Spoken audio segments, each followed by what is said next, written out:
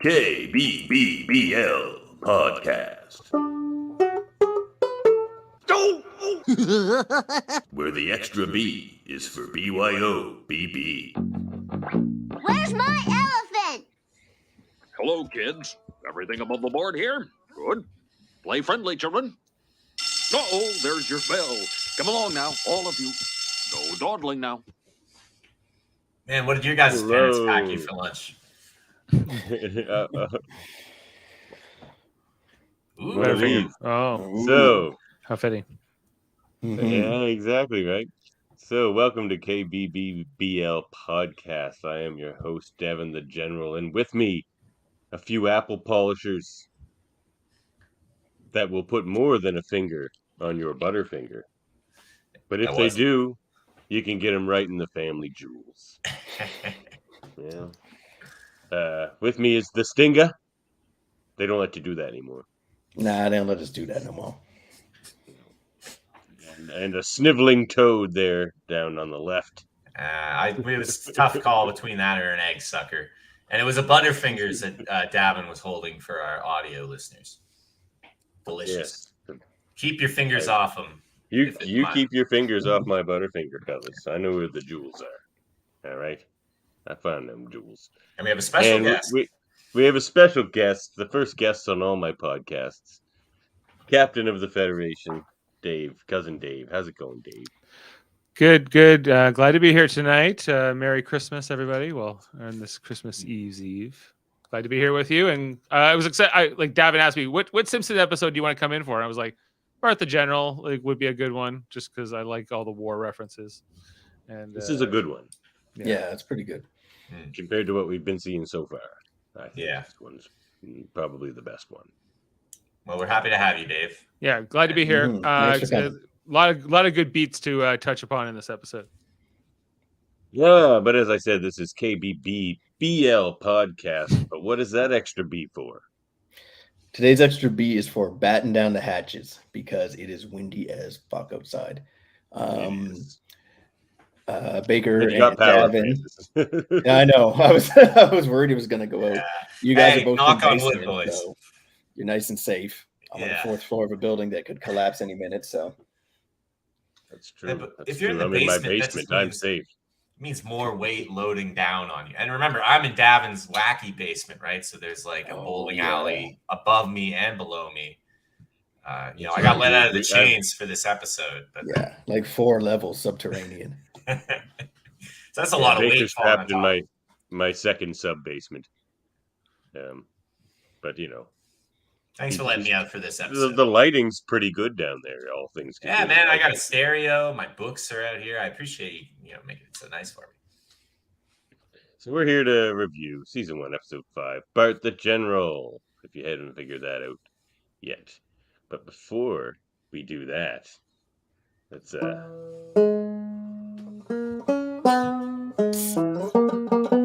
with a cool glass of turnip juice. Let's have a sit under. This is where we sit under the turnip tree, Dave. Yes. And reminisce about the week that has passed. And this is where Baker shows us his new tattoos, because every week he has new ones. So show them off, Baker. Yeah. Oh, getting the hands. That sounds like a fake gag, but no. Every episode, Baker has new tattoos, and we're for the audio listeners only. We need descriptions. So so I got my hands done. One of them is a skull, kind of shaped like a moon. So the other is sort of a beautiful woman's face with a corona around it, like a sun corona.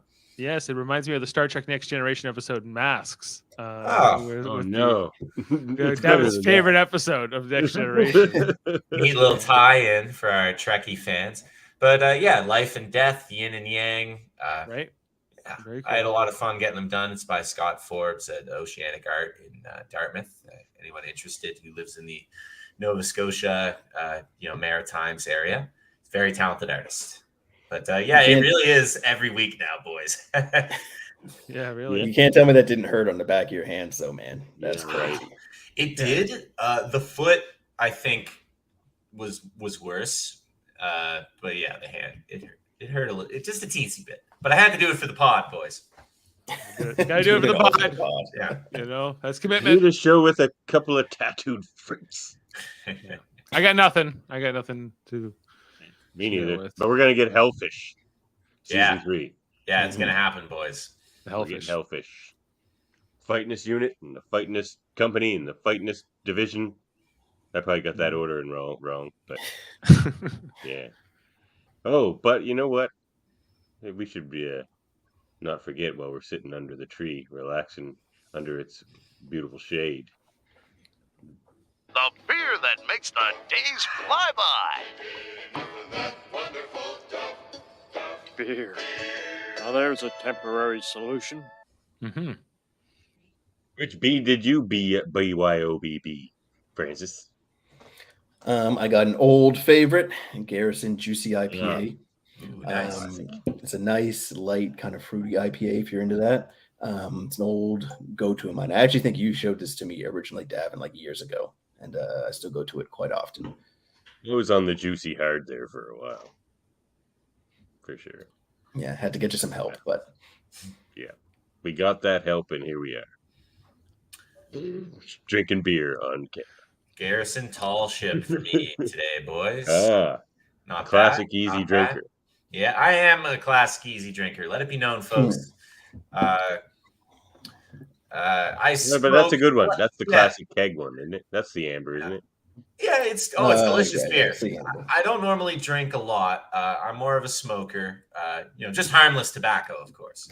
Or midnight toker, maybe. Probably that too. What about you, Dave? Did you bring anything? I forgot to bring a drink. BYOBB? I forgot to bring a drink, Oh. so I. You really appreciate You're a guest, yourself. so we'll let it slide. I could go get it, but I'm here now, so maybe a Christmas miracle will happen and a drink will appear. Who's to say? So we'll skip the peddling. Yeah. Oh, we get some Jasper. Canoe. We're not going to skip Jasper discussion, though. We'll get to him. I got the serial killer from Big Spruce Brewing here in Nova Scotia. Nice, great. Big Spruce. Big Spruce, the serial killer, organic oatmeal stout. It's quite thick and delicious. And again, for our audio listeners, that's cereal with a C. Don't get any ideas. No. Drink responsibly. Of course. Well, we're all kind of like at home tonight. At least here in Ontario, we're having a massive storm. It sounds like you guys are getting a lot of wind out there, out east. Yeah. There's just rain. Yeah, it's just rain, but it's raining where you are. Here it's minus 13. Snow. Oh, look, it's a Christmas miracle, and the drink has appeared. Hold on. That's amazing. I like how the hand with like no face just like reaches in. Christmas miracle came, guys. A glass of red wine. So there you go. We go. I mean, it doesn't start with a B unless it's unless it does. But the man has alcohol. Okay. Yeah. That's fine. Not everything in this life can start with a B. It should, but it doesn't. Except our names, which start with D's, and so normally this is where we would introspection and talk about the intro, but at least on Disney Plus, where I watched this, they skipped it. Did you guys notice that? No, that's part of the episode. They wanted a longer runtime, so they cut that down. Oh, okay. All right. Goes to my point, right? If they have more story to tell, they'll shave off minutes from the intro. If they're kind of smart, if they're they're running out of ideas for the story, they'll just stretch out that intro. That's why they have the extended version, and then later that you start seeing couch gags that are quite long. But here's my point on this. Like, I feel like they could have cut down like the whole Bart leading the march, like, I don't know what I've been told. Yes. Like all that was like that gag went on for so long. I'm like, you could have easily cut this down. It might just been a throwback to Full Metal Jacket, though. I think they were just trying, like, they had so many like war movie parodies in this too, right? But yeah, Full it wasn't Metal totally Jacket necessary. and Platoon, I think. Patton. Yeah, and Patton. Cool. And they own the rights to all of it, so they're like, whatever. You could use it. You could completely copy it if you want. Use all the music. So do it. We'll get into that, but I do agree with you, Dave. Generally, this episode had a bit of filler. It was a good episode. I enjoyed it, but near the end, especially, I was like, all right, the story that's being told, they're padding it just a teensy bit. Well, to the point where they felt they had to cut out the intro. They're like, we're not going to do the normal, like him right on the chalkboard gag and like come and do the couch and all that. Like, we're just going to skip that for this one episode. This is the one we're going to make those sound offs. Okay. They need them. They're going to make or break it. The animators worked really hard. Yeah, fair enough. I just like, it's an interesting choice, I guess. So, like, it's a little bit in retrospect or introspect. We'll retrospect instead of introspect this time. Don't mind if I do.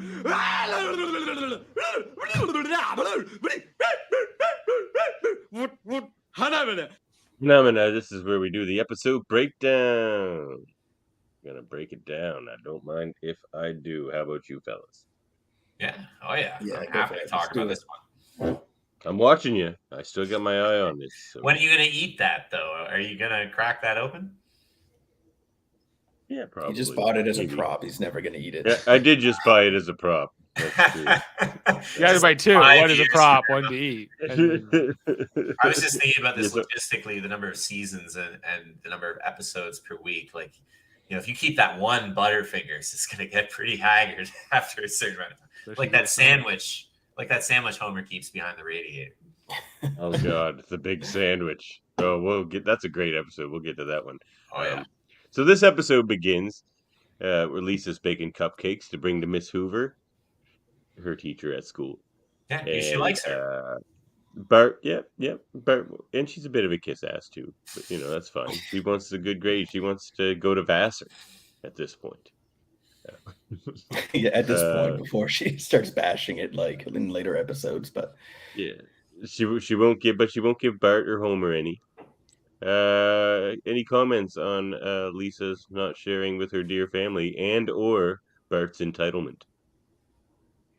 oh no, you see, there's some good back and forth, brother sister teasing each other play, and like again, aside of Lisa, you don't so much see in the later episodes where she's almost as much of an instigator as Bart in terms of the like them teasing each other and getting on each other's nerves, right?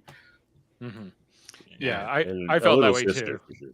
Yeah, that Lisa's portrayal here is a little bit more balanced. Then later on, she's a little bit more perfect and a little bit more noble. And here she's her and Bart can kind of give it to each other. And they do this in later episodes too. But I don't know. Like, yeah, overall, I think the legacy of Lisa Simpson is that she's usually a bit more, has the moral high ground than in this example, which makes it fun. Except we do when she gets on that It's a Small World water. Yeah. She gets on that silly water. We do see a little bit the development, the separation of Lisa as the intelligent child and Bart as the delinquent kind of, takes after Homer child. So I agree that we see a bit of the bratty Lisa, but we do also see the beginning, the seeds are being sown for Lisa as the intelligent Simpson. So it was neat to see her defending her, justifying her good grades. So she eventually drops one on the floor and gives that one to Bart with his eyes closed. On the bus floor. On the bus floor. Not just any floor. You're right. That's like a movie theater floor. That's what a B, I would say. An extra B. Everything should have a B, right? So I guess we'll go. Hey, Dave, how does it feel to be? One of us. One of us. It's fun, man. I love The Simpsons. Up until a certain point where, I've mentioned to you. Course. When NSYNC showed up, I was like, I'm out. This is over. But So give her back those cupcakes before I knock your block off. Don't, Bart. He's a friend of Nelson Mutton's. Yeah. Somebody steals her cupcakes. Goodness. The little fella, I forget his name. The little fella. The Weasels. I don't know if they are. I don't know if they had a real name. Yeah. They're the Nelson's. Oh yeah, White friends. Weasel. Yeah, the White Weasel. Before Nelson, of course, we get Jimbo Jones and Kearney, and who's the third one? There's a third. He has kind of or he's got a name like that. Dolph. With the hair over his eyes. Yeah. They're not quite there yet. So instead, we have these weird, nameless flunkies that are basically the same character. One of them is animated, whiter looking than the other, which is, I guess, why they call him that, White Weasel. White Weasel. I feel like one of them is like the son of Fat Tony or something. Like he's like a wannabe Bobster. Maybe.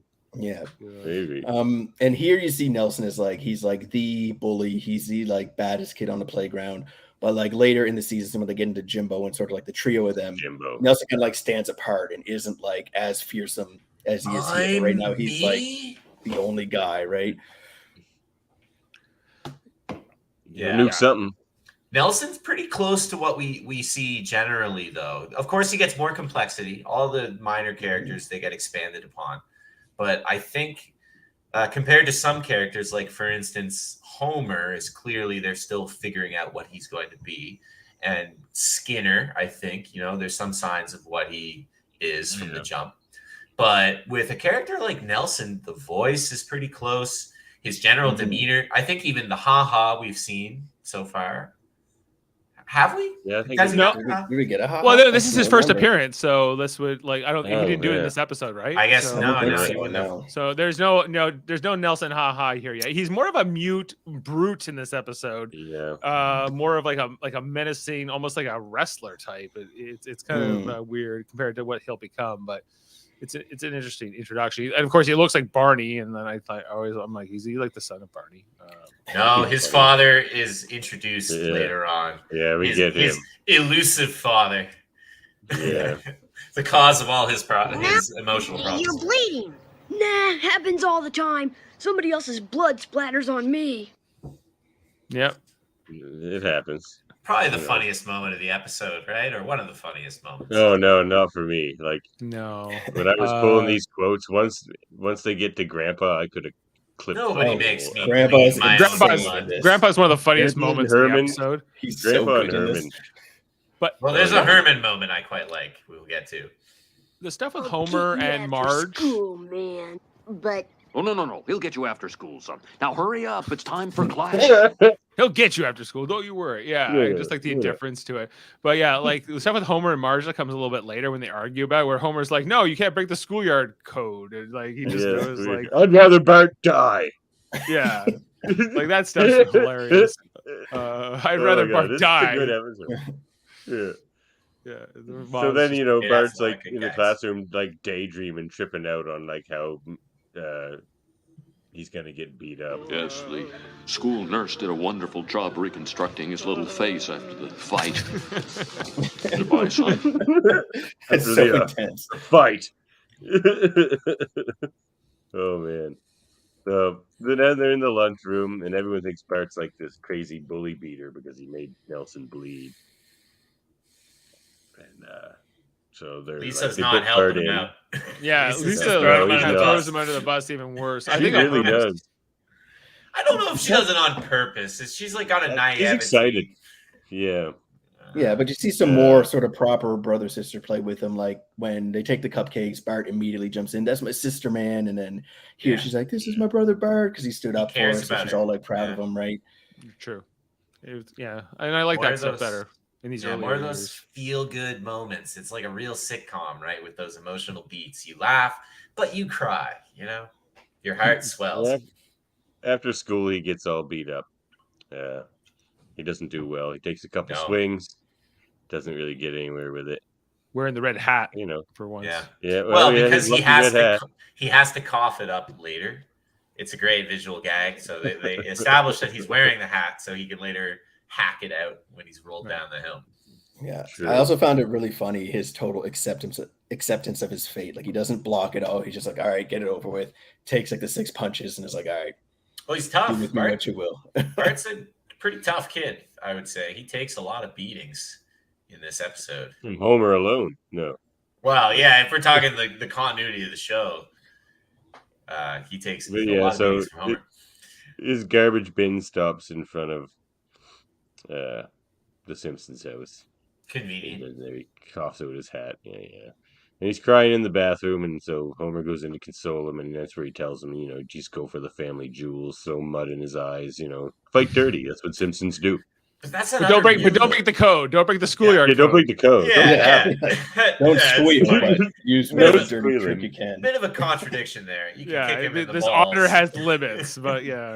but when Bart is crying he's in tears because of a bully. That's a real family moment that I think a lot of parents, and their children go through. The struggles, fitting in with other kids on the schoolyard. And it just felt really real. It touched me. I won't lie, boys. I was moved by it. But how about now I'm starting to see why parents maybe didn't let their kids watch this, because like the scene where he's daydreaming and he tries to shoot with a shotgun his bully, like that would never make it on TV. No, yeah. Never. And he throws knives into him. It's crazy stuff, but they would never let like a gun and a bully ever be in like the same scene. In like, Oh, you go. Oh, sorry. Yeah, just like in 1990, and I was 7, I guess, when this came out, and Simpsons was like, I guess at the time Bart would have technically been older than me, right? And so yeah, like it was just like, this is what you do with bullies, or what they do to you, like this created like the mythology, I think, because kids in my grade were definitely watching this at the time, and it was hugely popular, right from the beginning. But like it would, and then like a couple years later with like the Bartman, do the Bartman and all that, right? Like Michael the video Jackson, game. Boys. Michael Jackson. Simpsons was epically big, and so yeah, like there's so much nostalgia for this episode for me, like just coming back to it and having the discussion around this episode, because it's such like the beginning of so much, that would come from it.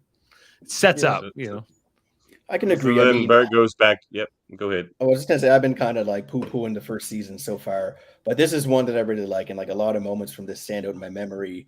Whereas the other episodes so far, there was a lot of stuff that like kind of has faded into the background, right? Like I really love this episode too. Yeah, I just want to really quickly. I know, but really quickly, the imaginary scene with Nelson, it's quite violent and cartoonish. Again, keep in mind, the Itchy and Scratchy cartoons. That scene, they're all holdovers from Groening's original comic that he did, Life in Hell or Life of Hell.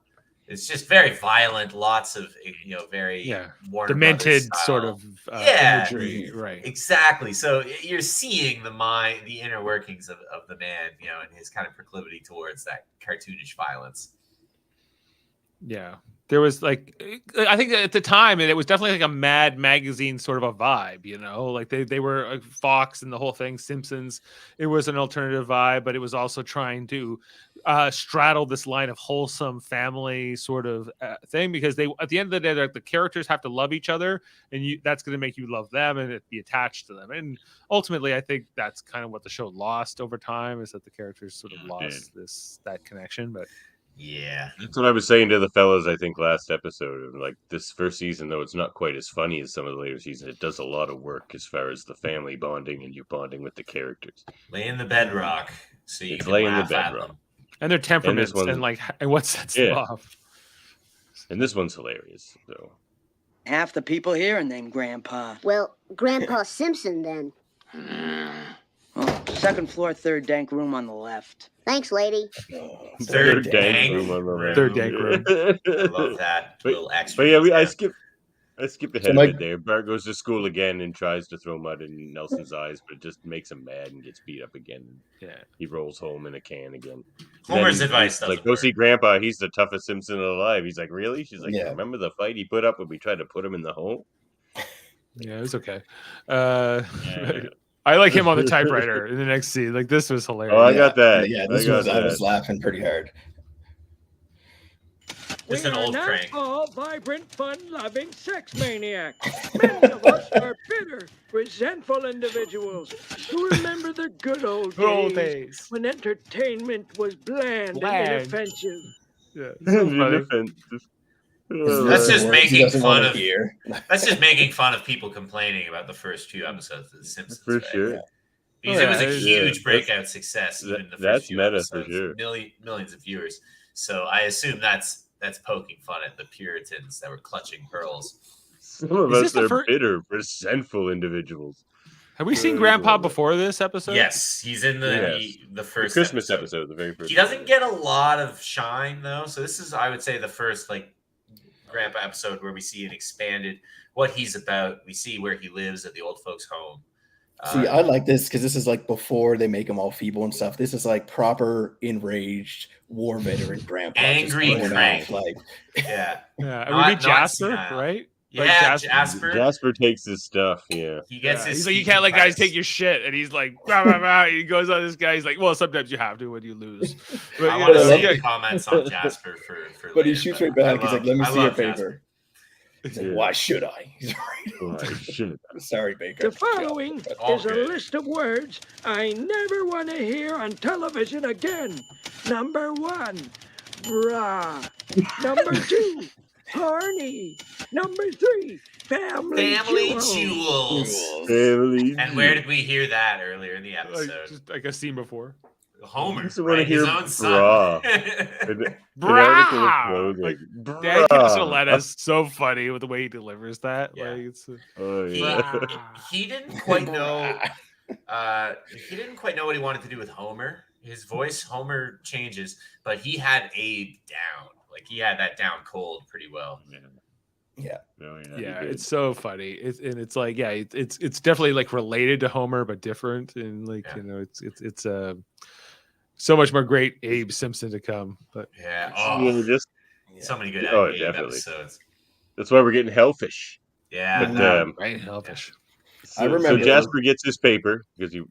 Yeah, go ahead, Francis. What was I gonna say? I remember being young enough seeing this and like not being totally sure what Family Jewels was. Like that's how. Yeah, I remember that too. Right in the Family Jewels.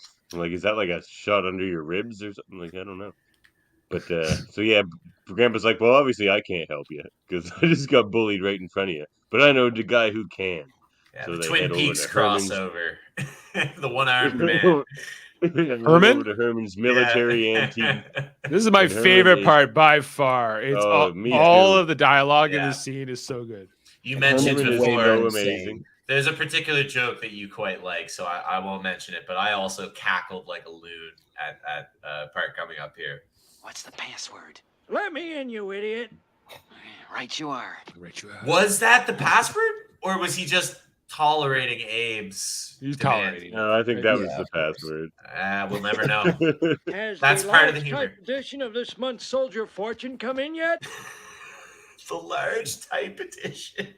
Large print. They know their audience. They know their audience. Oh, God. Very funny. Can I interest you in some authentic Nazi underpants? No. No. I would. Did you lose your arm in the war? My arm? Well, let me put it this way. Next time your teacher tells you to keep your arm inside the bus window, you do it.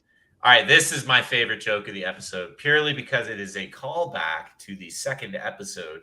I believe it's the second episode where Krabappel says, now we all remember the tragic story of the boy who kept his arm outside of the bus window.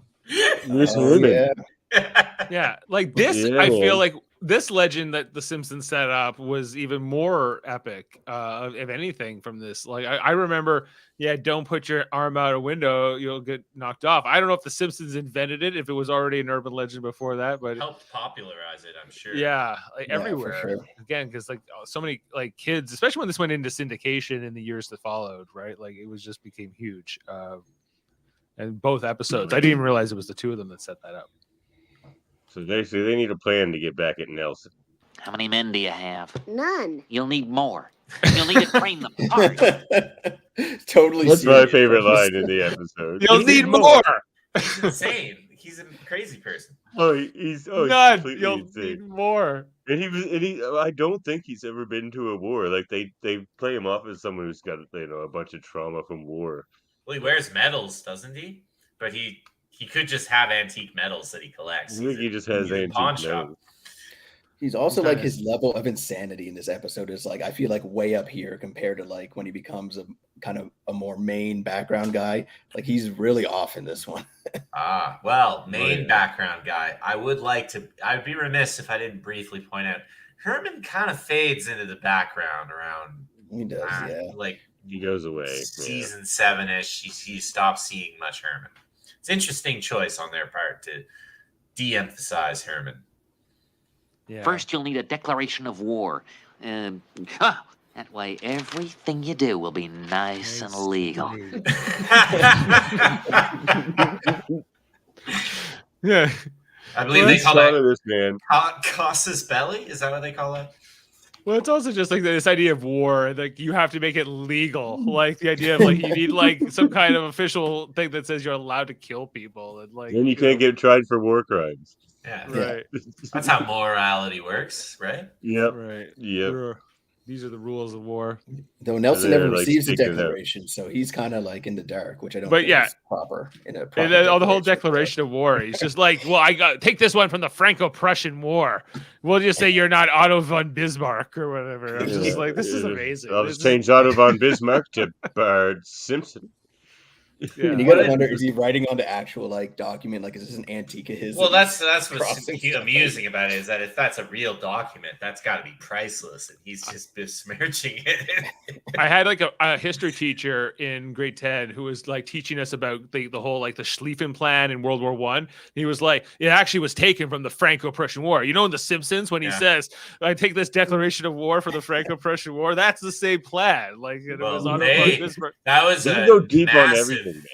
We can briefly talk about that. That was a massive upset for the burgeoning Prussians, who then off of that formed Germany. I didn't even know what a Prussian was. I found out a Prussian was a German, and then I was like, oh, okay, Prussia. For any listeners who are curious, Prussia was one of the Germanic city-states, and under the leadership of Bismarck, they defeated France in a war, which was a bit of an upset for a lot of the global powers. War. Yeah, it was a pretty dark war. A lot of casualties. Not a good time for the French.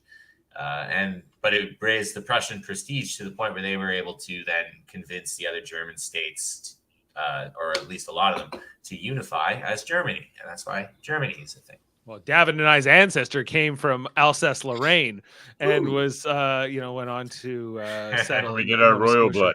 Kind of back and forth between France and Germany. That one. Well, he married Jacob Horn. He married into the royal family, but it's here or there. How you do it, boys? Yeah, you're not in there. You got to get in there. And there's the training scene that Baker thought maybe went a little too low. Well, also he can't quite take it. Not just me. I think. Yeah, I planted that seed, I believe. Yeah. Oh, okay. I do like the bit about where Grandpa's like, you can't slap them. He's like, you can march them off to die on some godforsaken rock, but for some reason you can't slap them. Well, that's I'm going to talk about that later. Yeah, I'm going to talk about that later. The patent scene.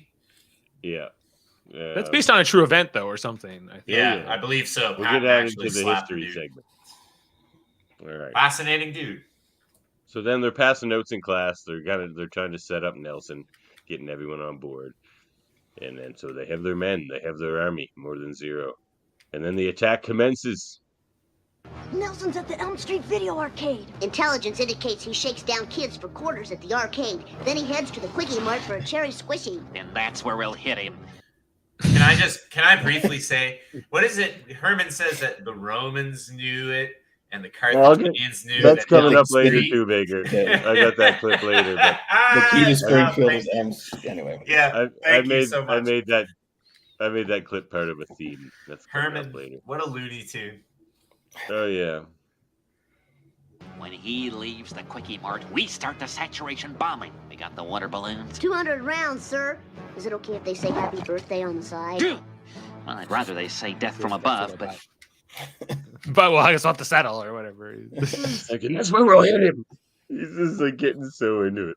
Yeah, can't wait to waste this kid with water balloons. Yeah, he's a bit unstable. It's a classic pincers movement. It can't fail against a 10-year-old. Nelson's at the arcade, General. Battle station. I feel so alive. Oh God, he's got nothing else going on in his life. He's just like crazy. It's also diffused at the end when Marge is like, "Are you guys done playing war? Okay, here's some lemonade or whatever." Yeah. Marge, though, she never realizes this stuff's going on. Yeah. Oh my God, that's so good. I thought I was too old. I thought my time had passed. I thought I'd never hear the screams of pain or see the look of terror in a young man's eyes. Thank heaven for children.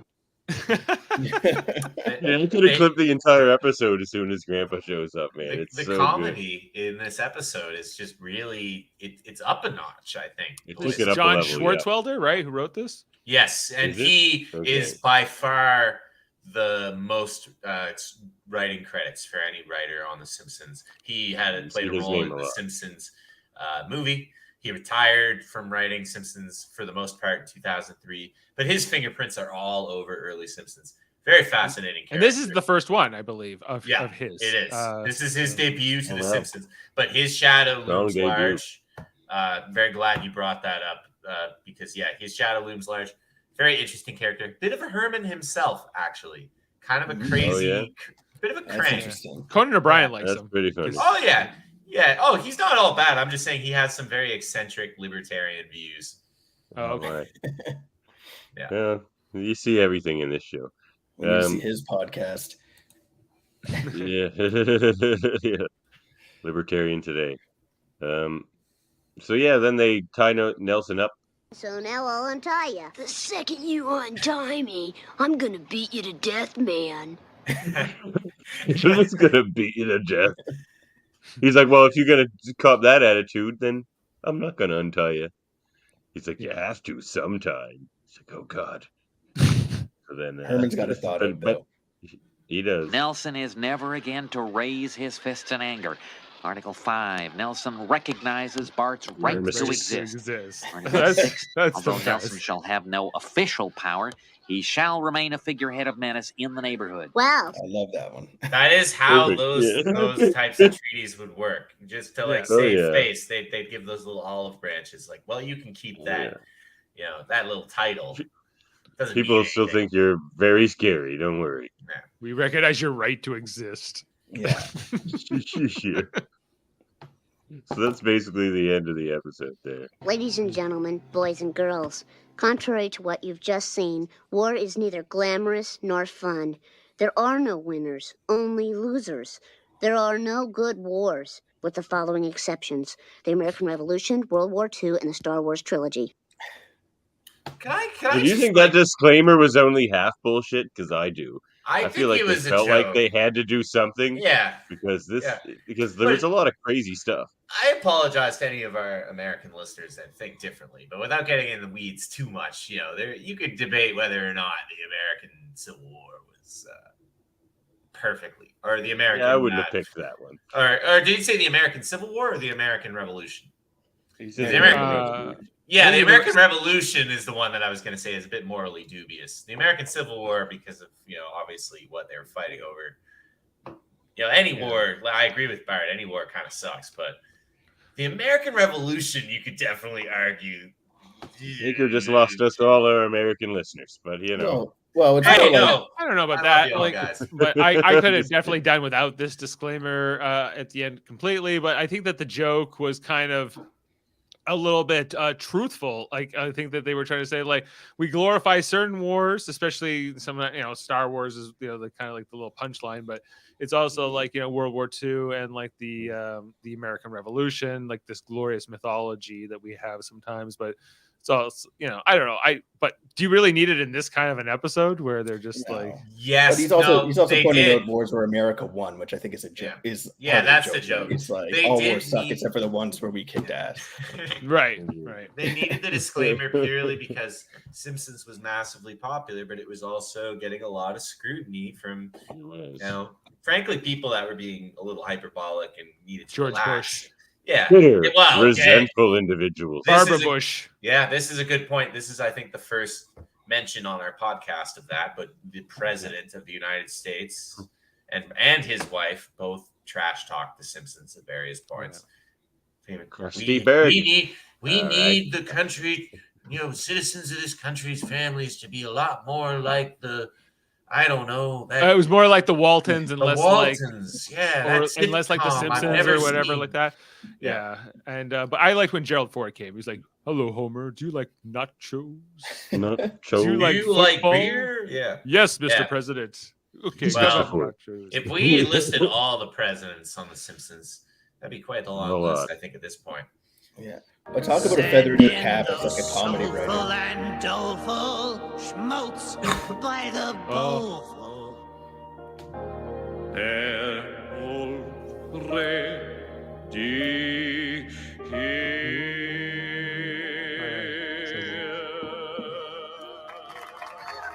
What were you saying there, Francis? Well, just where you're talking about, George Bush getting on, I said, what a feather in your cap as a comedy writer to have the president speaking out against your material and then coming on. Well, it had the opposite. Well, he didn't actually. He didn't do the voice. Yeah, no, but it was the opposite effect, the Streisand effect, so to speak, where he, by criticizing the show, gave them a lot of publicity. No, that's what I meant was by criticizing it. That's a feather in your cap. Like my comedy writing is so risque, or I'm pushing the limits enough. The president's criticizing me, right? I don't know about you boys. I know the segment we're on is the sideshow segment, so maybe we can do a little mini quick one. What are your guys' favorite parody presidents on The Simpsons? Mine would be Bill Clinton. I think Clinton for sure. Yeah. Hey, Clinton, do your job. Make me. He's just playing the saxophone as he walks down the street. Oh, mine's I already said mine. Mine's Gerald Ford. Hello, Homer. Do you like nachos? And then they just like, oh, would you come have nachos and football with me? Okay, and they just fall down and land on their face. Yeah, Bush is funny. Bush is funny. We learned this in CIA and all that stuff. The boys are here. They probably want another recommendation. Jeb and George, I learned about them from that. Before they were both, I guess they were governors at that point, maybe, or something. Introducing us to the world, or introducing us to so many different, political figures and cultural figures. And history. I learned a lot about history from The Simpsons. Yeah. Oh, yeah. It's an almanac, really. Just has information about so many things built into it. The Franco-Prussian War, we already kind of touched upon it. I'm like, what the hell is a Franco-Prussian War? Just like the little things that sometimes The Simpsons, which had very, very smart writing all throughout, and John Schwartzwelder, one of the great heavyweight champions. One of the great ones for sure. Yeah. And again, kudos to. Oh, sorry, Sam. Who's your sideshow spotlight there, fellas? Mine is Herman. He's so good. Herman's in good. This one. Herman for me, and Grandpa.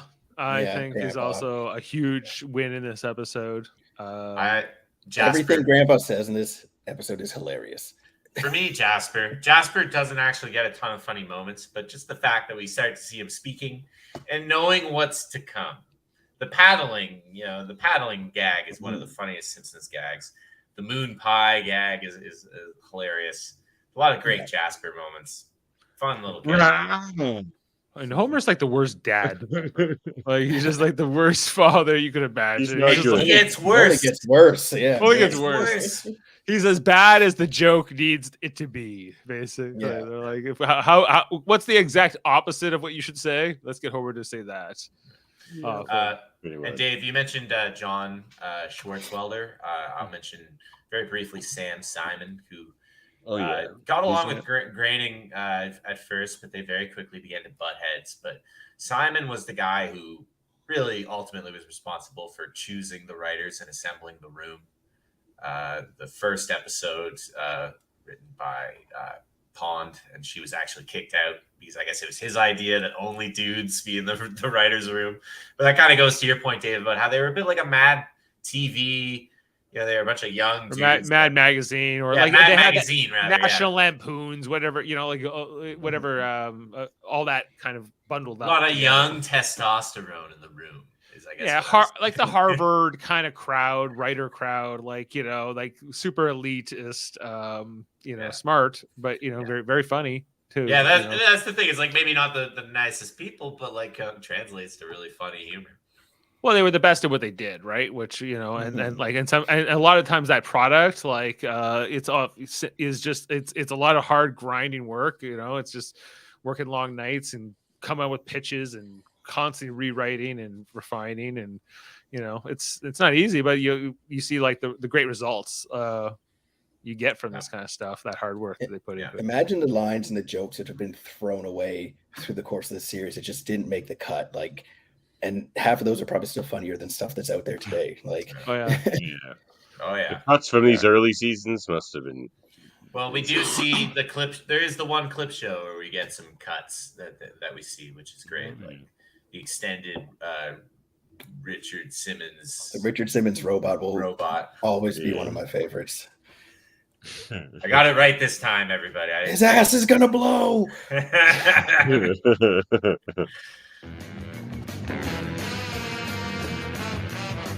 What if your family don't like bread? If they like memes with Fat Maddie. What if they like memes? Is that What a if they like crime? memes? Hell I no. like memes.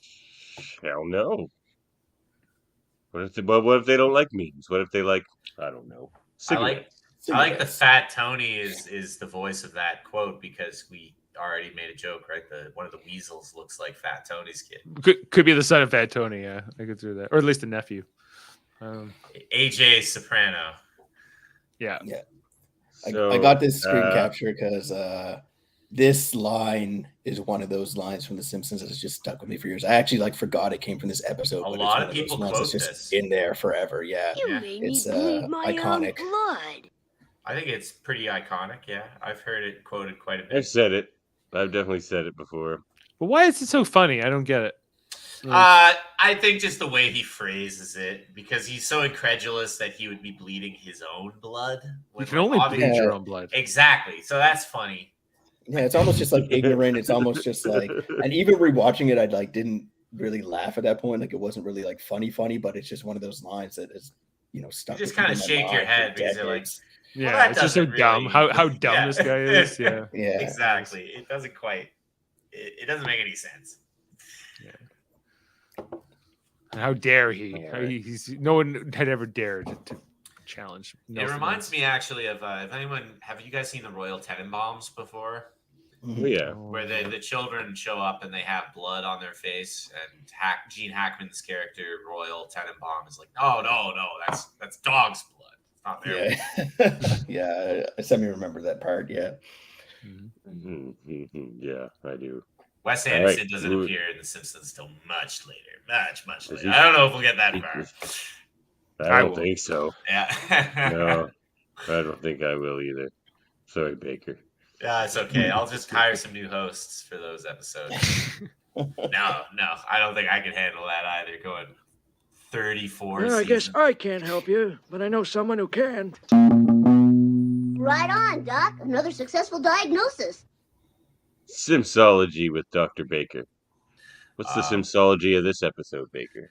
Well, I want to keep these short and sweet, so I think just what is it? They said the schoolyard code.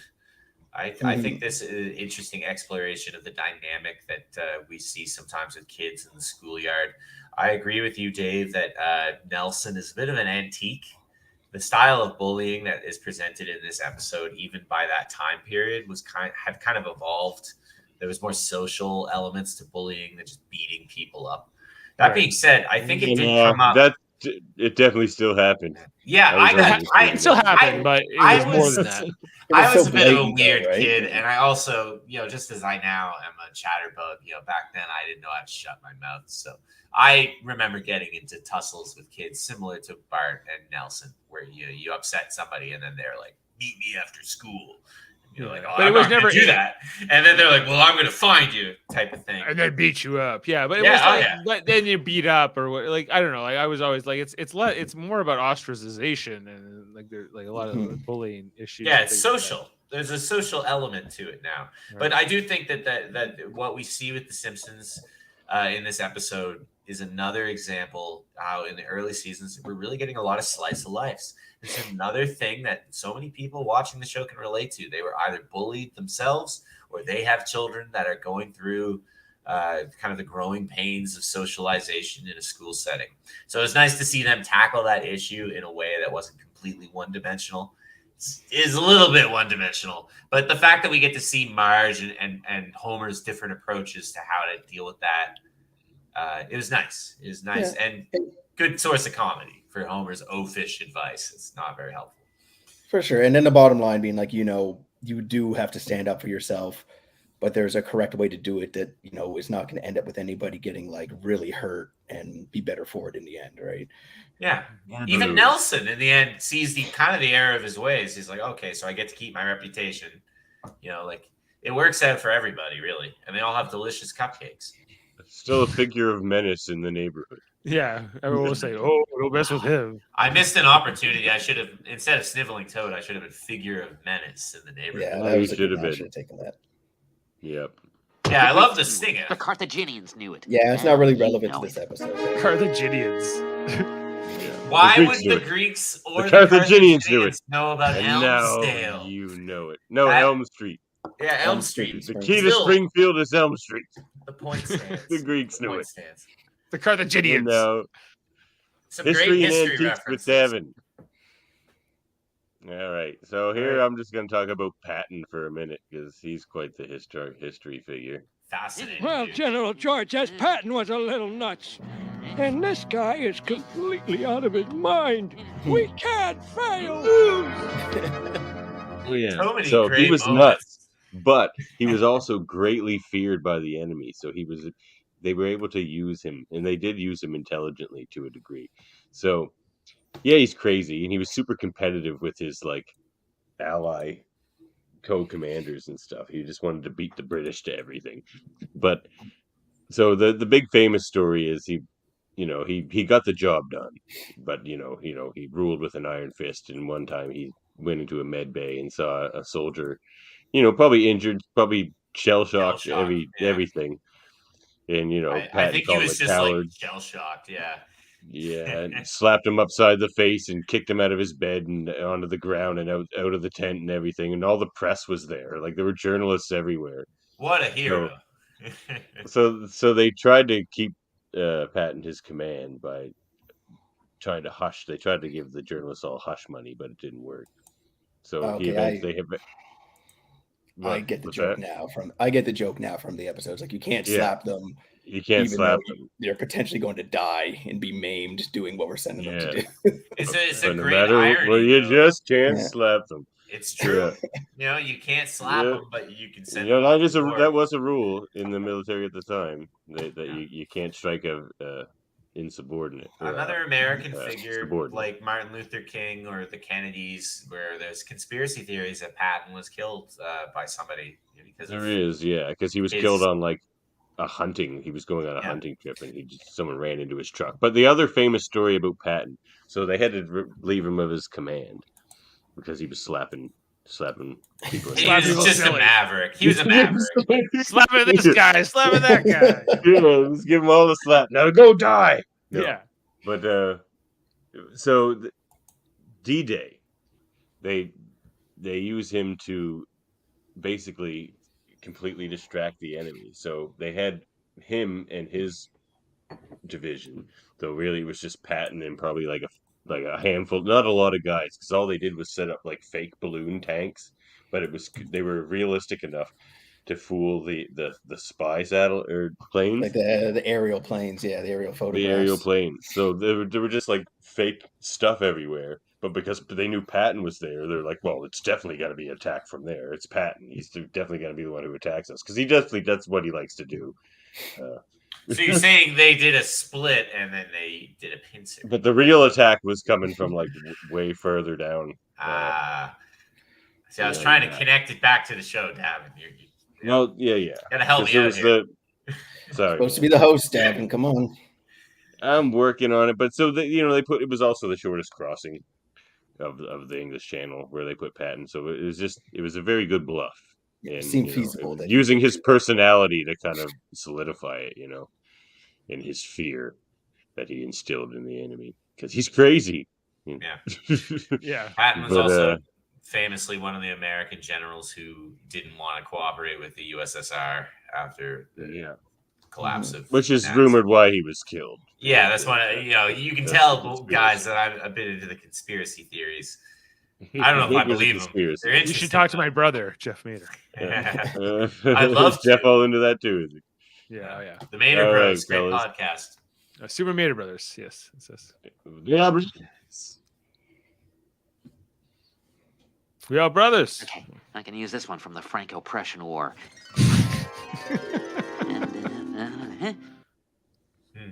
Trivia boot camp with Davan the General. Oh. Okay, fellas. Get ready to whoop my butt again. Franny is our resident champion here. Getting loose, boys. I'm just happy to be here. Franny's 2-0 so far in these games, but they've been a different game every time. Too much, Davan, in this one, well, we need to get you some competition. I'm trying to talk up your opponents here. Get them into it. Get the blood flowing, into their family jewels. Yeah. Okay. Whoa, so this what one's kind just of going to be. competition is this? This one's just going to be straight trivia. Shout it out if you think you know it. First one to shout it out gets the point. I am keeping score. I have a pen. Yeah. All right. He has a pen for He has a pen. Nothing else. He's just writing on his table. Who was Bart's best friend named after? Millhouse is named after the president? Millhouse Fillmore? I have no idea. Oh, wow. I thought you guys would get that one. All right. See, look, you jinxed me now already. Richard Nixon. Oh, Richard Millhouse Nixon. Nixon's Yeah, middle name Richard is- M. Nixon. Yeah, that's right. I am not a good podcast host. No points awarded. All right. No points to Gryffindor. What was Homer called in the Arabic version of The Simpsons? This Muhammad. is the hardest one. Omar. He didn't expect any of us to get this one. This is just a hard one for a nice piece of trivia. He was Omar Shamshun. But he got it. I did get it. Lisa. Dave got the first name. That counts. Yeah, Did he say Omar? I did. Say Omar. Davin's just expecting us to not know. Yeah, he was just like, no, you all got it wrong. And I was Not like, I'm giving you. I'm giving you a point for that. Yeah, you should. A Shamshun. That's close You expect him to know Shamshun? He's Well, definitely. he didn't. If he had said more specifically, then he would have had me. It was I would not have said Yeah. that. But Hey. it doesn't matter. Right? It's over now. So You know Yeah, what? no, that's a legit point. I just want the egg sucker to lose. So if our guest here Yo, takes down Francis, yeah, the Baker's champion. bringing the yeah. competitive. Well, I got the juice fam. Right. I got the family jewels preference here. I guess. So I gotta refocus.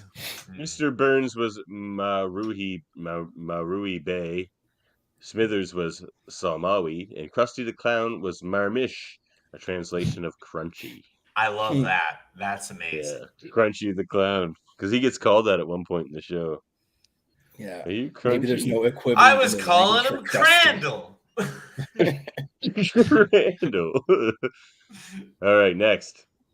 Who are the only characters on The Simpsons with 5 fingers on each hand? The Hill family shows up, and they have 5 fingers on their hands, don't they? In that one cameo episode. I don't know if that's who you were looking for. I think I used to know this, but I've forgotten.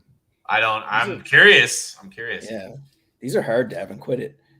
Ow! Quit it. Ow! Quit it. God, Oh, got it. yes, Oh, wow. yes, that's right. I did know Okay. that, or I Cool. used to. Cool. Hey, Christmas is coming up. You know, I'm more of a That should have been a giveaway too. Like I'm more of a you know. So far, Saturday 1 guy. point Dave on the hardest question with Omar. I'm pulling for you, Dave. Milhouse, Van Houten, and Willie are 2 of the few residents of Springfield with which trait? Are they wearing overalls?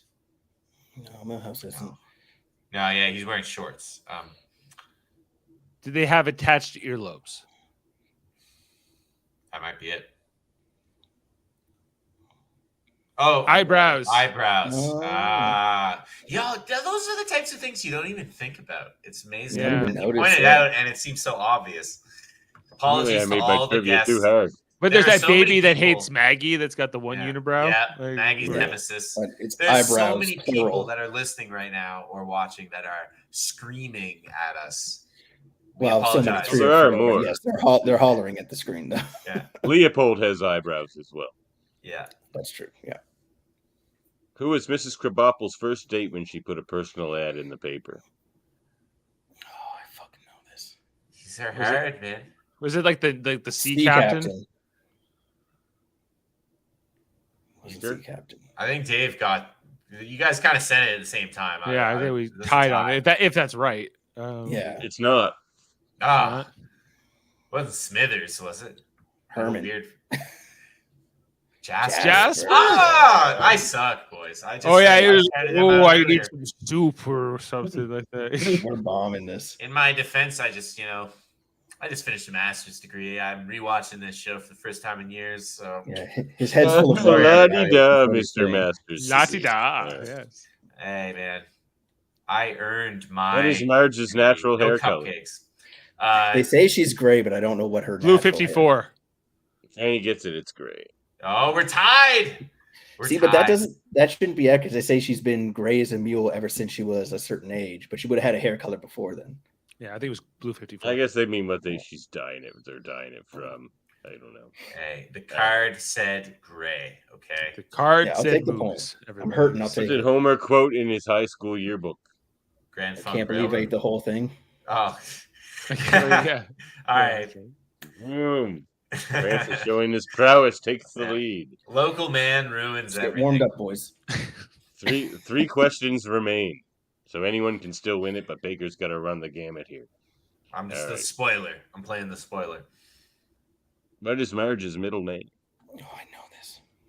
Bouvier. No, that's her that's Last her maiden name. name. Well, it's middle name now when she got married. That was her maiden name, yeah. Oh yeah. I know this, but it's not coming to me. They say it when they get married. Well, yeah, obviously. Fuck. It's like Marie. Williger.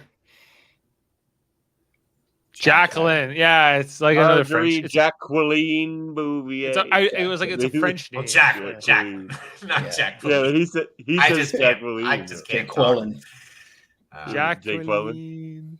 Jay. My middle name is Jay. Jay. That was It's actually almost funny. gonna I have be an one of these employee questions.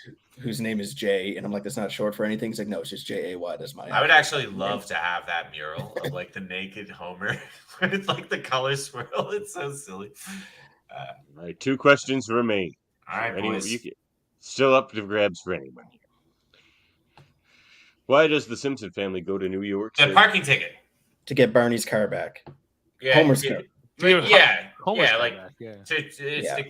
Francis gave me the answer I was looking for. No, but it's Homer's car, not Barney's car. But see, Barney took it there. I mean, I'll take the point. Somebody else correct it and say Homer's car? Yeah, You but guys it's fair. corrected It's fair. Give it to Francis. Who had the correction? I did, but it's I Dave was just gets it. No, but if you give it to Dave, we have a tie. I was just on the coattails. I was just like tiebreaker. Doesn't matter. I need the correct answer. I don't care who gives it to me. All right. You know what I love though tiebreaker is question. what I love is when Barney is about to take his car and Homer's all drunk and he's like, "Don't forget to bring back my car back tomorrow."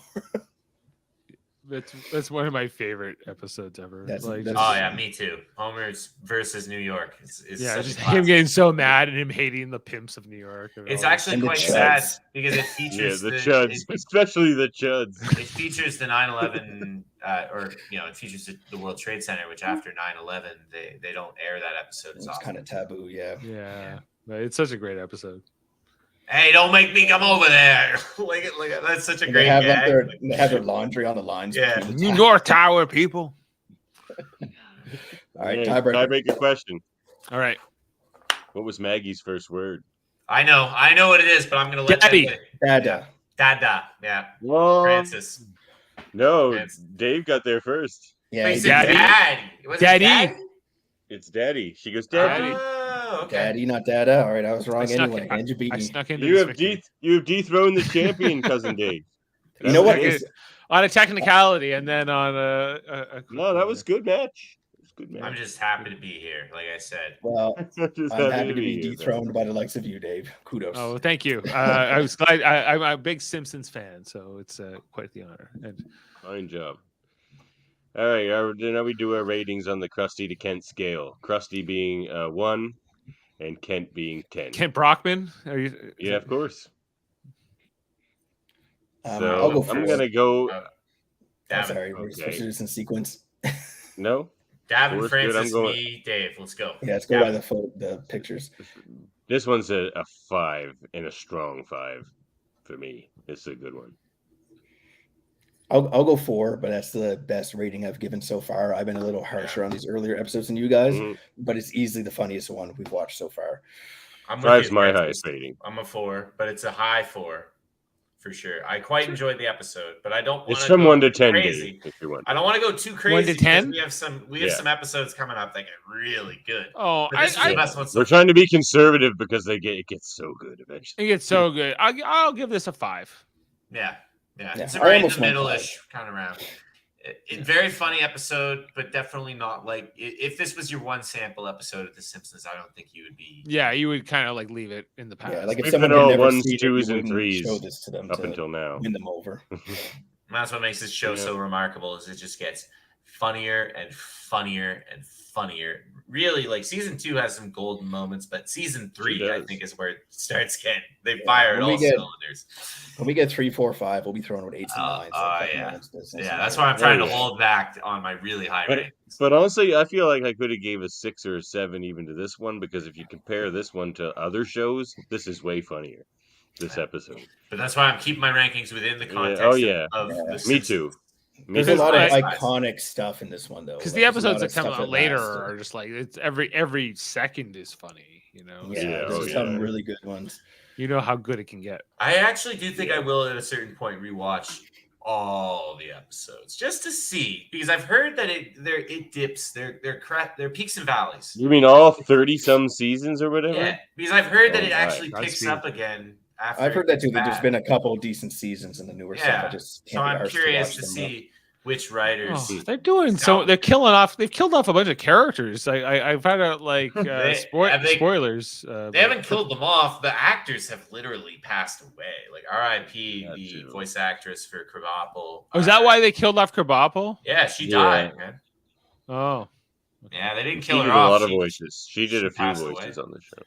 Right, well, like they should have. I wish they had retired the show long ago. I think a lot of fans feel that way. That paychecks they're getting though, man. I get it. Like I can't really blame the actors, but it's like, you know, where do they go?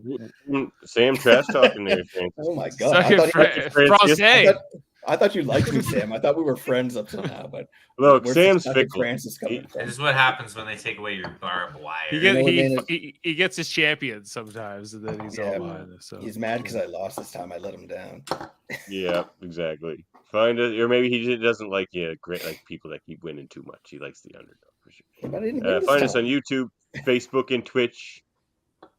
Contact us at kbbbl@gmail.com. The audio version, wherever you get your podcasts, get in there anyway. I added it to Apple. We're around. A proud member of the United Federation of Podcasts. We're a federation, Cousin Dave. That's right. We have many shows. We've got the Super Mater Brothers. Why don't you tell us about this? We are brothers! Oh my! They are brothers. And they talk about reality shows and such. And we're going to talk about are you a Survivor fan, aren't you? Yeah, we do Survivor and Big Brother over there on Super Mater Brothers, and we'll be talking about Marvel in the near future. We'll have to bring. I'd love to chat about Survivor sometime. I'm a huge Survivor fan. Yeah, we're actually be doing a Survivor and Big Brother, and perhaps the challenge themed trivial debates. Another Federation podcast we have, where we have a host and there's a bunch of contestants. Yeah, we just had one of those, and we're doing an MCU year-end review. Nice. With Dave and Davin. They have the Mary Mater Marvel Society. Yes. Yeah. And maybe Jaemeel. I love it. Was that a McFarlane Spider-Man there? Listen, boys, I don't want to interrupt the press, but I just got to duck out. I think I hear the boy waking up. So it's all good. Thank you very much. We're just doing Merry Christmas, man. Likewise. Right. We're almost done the plugs. Yeah, bring out the carbon rod, boys. Check out Hold Up a Movie podcast. We did the Christmas episode. It's up on all the things now, and we have a parties episode coming up on Wednesday. Also, check out X-Fade, the X-Men animated review show. We just did an interview with Alison Seeley Smith, the voice of Storm, and also we're taking the week off, but we'll be back with Sanctuary Part 1, Season 4, Episode 3. There's also my co-host Andre's Graphic Histories podcast. He interviews film people, comics people, just, people that you want to hear from because they have interesting stories. He just did one with Jeff Blythe, the cameraman for The Shining and many other things. Also check out the Hellbound podcast, a horror movie podcast with Alex Blackburn and Michael Chan. And we also do many a Star Trek podcast, don't we, Cousin Dave? Indeed, we do. Yes, we got Command Division, where we talk about episodes, like we review the episodes, the new ones like Star Trek Prodigy, Star Trek Discovery, Strange New Worlds, Picard, and more, and as well as old ones like Enterprise, Deep Space Nine, and original series, as well as our operations division, the yellow division, if you will, where we do like Star Trek Radio Theater and writers' room pitches and different creative outlets like that. And the science division with the trivia and our debates and different we launched them. We launched them deep. into Class ideas L probes. and Nebula. Star Trek for days, boys. And we've got the locutors of Trek to my blue division, my dark blue division. Dark blue division, the where dark we go ops. real deep, Navy, deeper than Navy. probes even. Yeah, deeper. We get right in there. It gets dark. We get so deep. Yeah, Geetal challenges and everything over there. Geetal challenges.